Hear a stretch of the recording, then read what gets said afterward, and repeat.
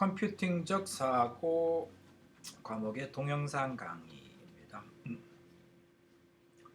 인터넷 주제에 대한 강의가 되고 인터넷 주제의 이제 네 번째 강의가 되겠습니다. 네 번째 파트 4에서는 웹에 대해서 이제 공부해 보도록 하겠습니다. 웹이 무엇인가에 대해서. 지금까지 계속 강조했던 것처럼 컴퓨팅적 사고는 기술을 공부하는 과목은 아닙니다. 우리의 사고 방식, 생각의 구조, 생각의 어떤 전략이라는 것, 그것들을 이제 공부하는 시간이 되기 때문에 마찬가지로 여기서 이제 그런 관점에서 웹이 무엇인가를 살펴보도록 하겠습니다. 자, 지금까지 이제 그 파트 1, 2, 3에서 인터넷에 대한 컴퓨터 네트워크, IP 주소, 그 다음에 통신의 문제, 컴퓨터 네트워크가 어떻게 구조되었는가, 그 다음에 거기서 이제 서비스라는 게 무엇인가, 그리고 나서 이제 프로토콜, 서비스들 간에 이제 문자, 메시지를 주고받을 때 어떤 이제 규약을 지키는가를 살펴보았는데, 여기서는 이제 웹에 대한 설명을 하면서 사실은 인터넷에서의 진짜 도전 과제는 이제 그게 아니었다라는 거죠. 여기서부터 이제 여기서 설명하는 게 사실은 인터넷 진짜 도전 과제고, 앞으로 이제 미래 사회에 나아갈 때 결국은 이제 우리가 직면하는 이제 도전 과제일 수도 있습니다. 자, 그거에 대해서 한번 살펴보도록 하죠. 자, 그래서 인터넷은 이제 이전 시간에 이제 설명했던 것처럼 인터넷은 이제 컴퓨터 서비스들, 컴퓨터 내에 존재하는 서비스들의 사회죠. 서로 간에 협력하고 서로 통신하면서 이제 그 수많은 일들이 이루어지고 있는 이제 하나의 소사이어티가 됩니다. 그래서 여기 있는 것처럼 컴퓨터 하드웨어들이 있지만 실제는 거기에 있는 이제 서비스들의 이제 세상인 거죠. 이들이 이제 작업을 하고 서로 협력하고 뭐 이런 일들이 일어나는 거죠. 이렇게. 그랬을 때 여기서 우리가 도전 과제를 알아볼 때 우리가 이제 여러 가지 얘기했어요. 그래서 통신 방법 얘기했죠. 지구상에 어디 있는지도 모르는 컴퓨터에게 어떻게 메시지를 전달할 것인가 라는 이제 질문이 있죠. 지금 전 세계 컴퓨터는 뭐 수십억 대에 이제 도달할 텐데 과연 뭐 그 중에 어떤 특정 컴퓨터에게 어떻게 통신하겠는가. 둘째는 통신하다 보면 이제 통신 언어는 어떤 걸 사용할 것인가.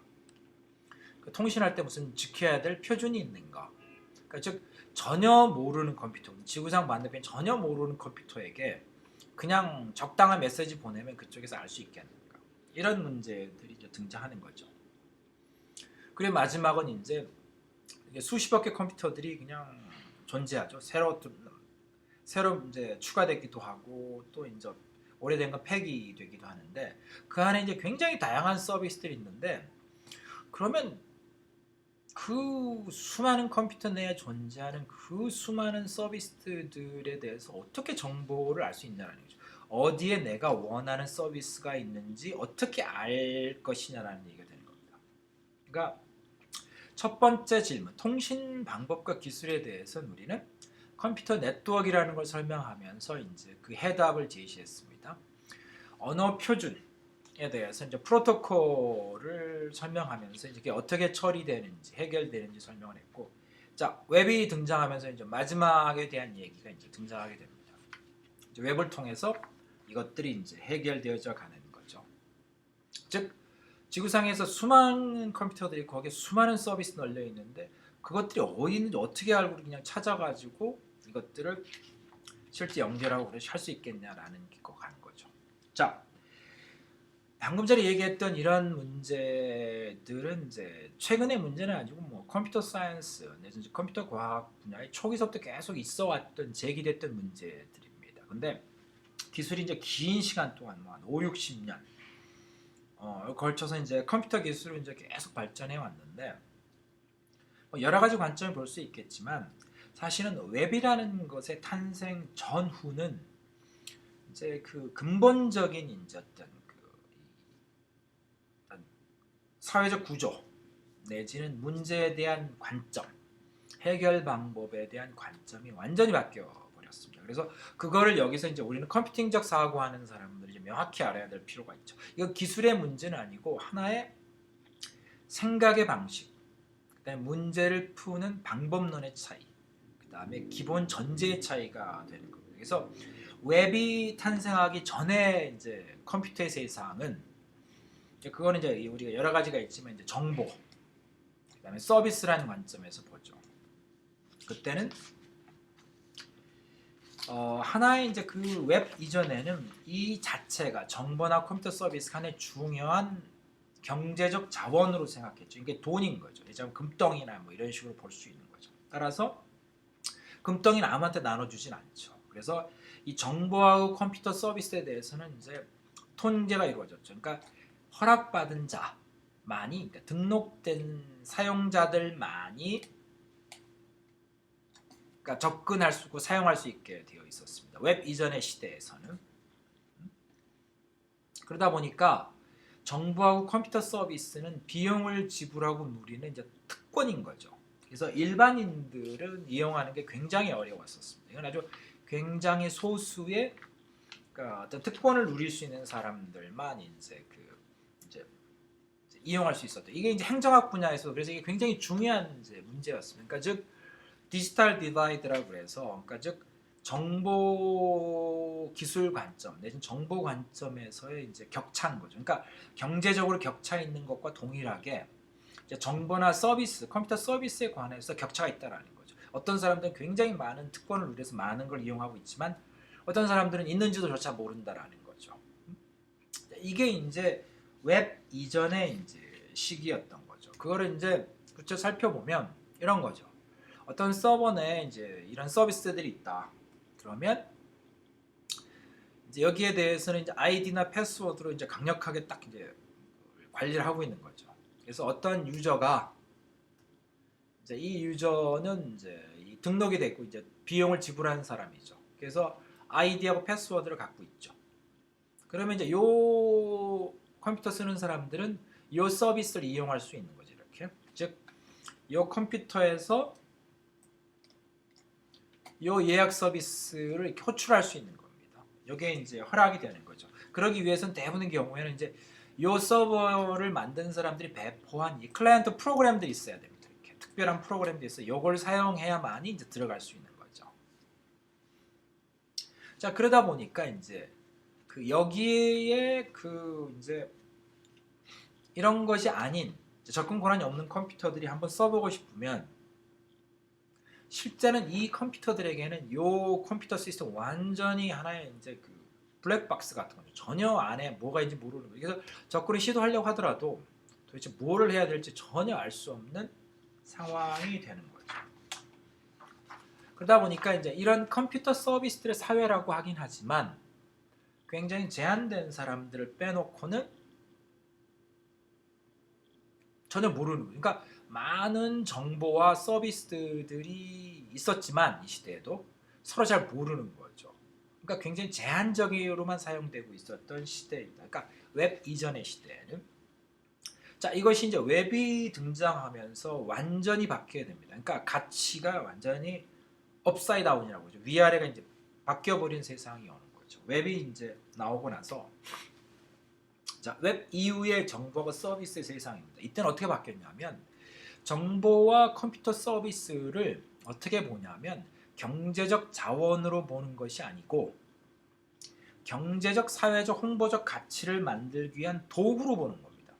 그러니까 즉, 이 정보하고 컴퓨터 서비스 자체는 경제적 자원이 아닌 거죠. 이건 도구인 거죠. 이 도구를 사용해서 돈을 버는 거죠. 따라서 그렇게 되면 어떻게 되냐면 이게 도구죠. 그러니까 돈을 버는 도구라고 하면 많이 사용해야죠. 도구를 이게 돈이 생기는 뭐 어떤 물건을 생산하는 도구다 그러면 이제 공장으로 치면 이제 뭔가를 만들어내는 이제 장비가 하나 있으면 얘를 8시간 사용하거나 아니면 12시간 사용하거나 24시간 사용하거나에 따라서 많이 사용하면 사용할수록 더 경제적 가치가 더 증가하는 거죠. 그래서 웹 이후에는 컴퓨터와 내지는 정보 서비스들을 어떤 식으로 생각이 바뀌기 시작하면 최대한 사람들이 그러니까 많이 이용할 수 있도록 이제 이걸 하는 거죠.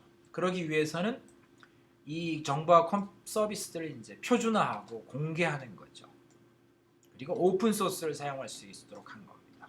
그러니까 이거 뭐 자세한 사항은 여기에 이제 어떤 이 강의 어떤 핵심 주제가 아니기 때문에 이제 지나가겠지만은, 그러니까 핵심은 겁니다. 최대한 많은 사람들이 이용할 수 있도록 하는 거죠. 그러니까 반대입니다. 아까는 모든 정보와 서비스에 다 돈을 받았죠. 이거는 내가 얼마나 돈을 벌어들이냐로 봐야겠죠. 이거는 이제 그거 완전히 다른 거죠. 따라서 정보와 컴퓨터 서비스의 가치는 아까는 뭐죠? 사용료 받는 거죠. 그러니까 얼마, 뭐 한번 로그인 할 때마다 얼마, 뭐 이런 식으로 볼 수 있는데, 이 웹 이후에는 정보와 컴퓨터 서비스의 가치는 뭐냐면 얼마나 많은 사람들이 이용하는가에 따라 결정이 됩니다. 그러니까 가치라는 게 어떻게 나오냐면 흔히 얘기하는 인터넷에 나오는 뷰 카운트라는 거죠. 그러니까 그 페이지, 그 정보, 그 서비스를 얼마나 많은 사람이 이용했느냐를 이제 뷰 카운트, 얼마나 방문자 수죠. 그렇게 이제 보통 이제 보는 건데 그게 좌우하는 거죠. 아마 이제 뷰 카운트 관점에서 뷰 카운트가 가장 유명한 게 이제 강남스타일이죠. 대한민국의 이제 그 가수인 싸이가 뭐 전 세계적인 슈퍼스타로 만들어준 게 사실은 싸이가 전혀 예상하지 않았던 이 유튜브의 동영상 하나인 거죠. 그냥 재미삼아 만들어가지고 그냥 뭐 아무 생각 없이 유튜브에 올려놨는데 이 동영상에 이제 그 뷰 카운트가 얼마나 많은 이제 횟수를 사람들이 봤냐 했을 때 무려 25억 7천만이죠. 그러니까 26억 번 정도 누군가 이걸 방문했다라는 거죠. 그러니까 이게 바로 전무후무할 겁니다. 이 정도로 많은 방문이 있었던 것은. 자, 이랬을 때 중요한 것은 이 동영상에 대해서는 싸이 내지는 그 이 싸이의 이제 그 회사인 YG에서 한 푼도 안 받았죠. 근데 문제는 싸이와 YG는 이 강남스타일 동영상을 통해서 어마어마한 돈을 벌어들였죠. 이게 이제 인터넷상에서의 그 정보와 서비스의 가치적 개념인 겁니다. 그러니까 즉 옛날식으로 되면 한 뷰당 뭐 1원을 받든지 뭐 한 뷰당 뭐 1,000원을 받는다 식으로 계산해야 되는데 더 이상 이제 그런 방식으로 작동하지 않는 거죠. 완전히 세상의 관점이 바뀐 거죠.